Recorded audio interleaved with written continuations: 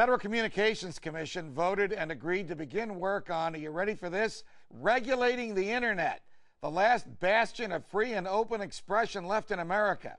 First, they want to regulate the free market, banking, insurance, automobile manufacturing. Then they want to regulate the media, and now they want to regulate the internet. Is nothing sacred from government intervention in what is supposed to be our free and open society? According to internet experts and advocates like our next guest, the FCC's proposals to regulate are based on bad and ambiguous data, similar to almost everything else the government does. Joining me now is Shelley Roche of ByteStyle.tv. Shelley, welcome back to Freedom Watch. Hi, Judge. Great to be back. Thank you. Why do they want to regulate the internet? I mean, if it doesn't work, if it works right, why not leave it alone? Right. I mean, that's really the big issue here is that right now there's really no justification to change the way things are working.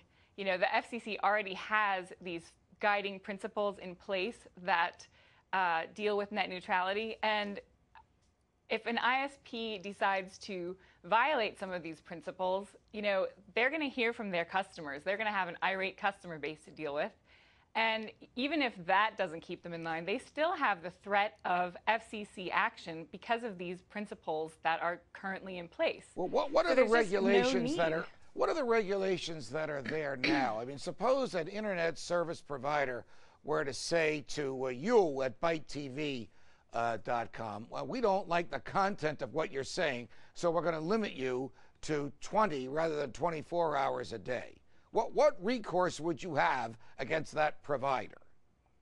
Well, I think my biggest recourse would be with, you know, the people who follow my content and that sort of thing. And if they weren't able to access it and they were upset about it, they would let the internet provider know.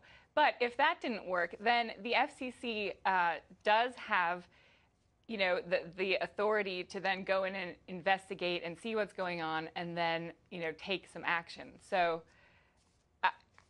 there have been a few cases in the past where this has been necessary, but, you know, despite what everybody's claiming, it's really kind of an overblown fear. I would think, Shelley, that if an internet service provider was trying to affect the content of the speech of someone that was using the provider, the user would just go to another provider. I mean, there's so many providers around. Won't the free market solve the problem that the FCC imagines in its own creative brain exists in reality? Yeah, I mean, absolutely. That's the way it works. You vote with your wallet. You know, you pay money to support a company that gives you a product that you think is valuable. And once that product stops being valuable, you move on to another product. And we do have, you know, options for different kinds of internet access. And if your provider stops giving you the content you want in the way that you want it, then you can simply switch to another provider. So, you know, you can see that these changes are really not necessary at this point. What are the regulations that have actually been proposed? What would they do, and how would they interfere with free speech? Well, they're subtle changes, but important changes to kind of the existing principles. And really, they get into some kind of technical detail, but in general, they're requiring, for example, an iPhone, you can't connect it to your computer and use it as a modem to access the internet on your computer. So one of the new changes would force iPhones to allow laptops and computers to connect to them to access the internet. So, you know, one of the repercussions of this is that iPhone isn't going to offer their, you know, basic low-priced plan because they're going to have to pay for a lot higher usage of bandwidth because of connecting these other devices to it. Do you know anybody that logs on in the morning or in the evening and says, you know what, there's just not enough regulation here. I need less freedom as I'm using my laptop? You know, actually, some of the biggest proponents of net neutrality, the supporters, are proudly socialist, and they are pushing this because they think the internet is a right and that it should be a public utility, and nobody should have to pay for it.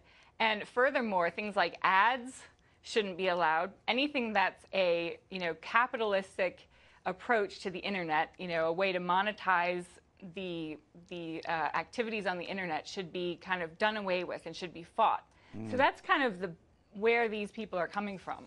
I kiddingly asked you about, is there anybody who goes on their laptop and says there's not enough regulation? But I should have not been surprised at your answer, because here we go again, Shelley, with the big government types confusing a good, like a laptop and the internet, with a right, like freedom of thought and freedom of expression. They would probably have a government-issued, owned internet and issued laptop if they could have their way.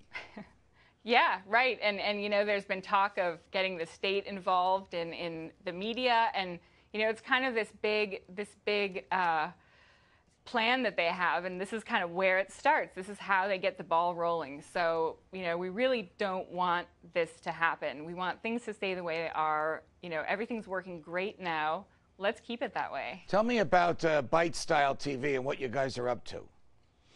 Well, it's basically a site where, I post little bite-sized action alerts so that, if something comes up like this FCC net neutrality thing and, other issues, the Federal Reserve and what have you, when actionable items come up that are pretty easy to do, I like to let people know about it, and just keep people posted on what's going on and things that they should know that they may not hear about on, the regular media outlets.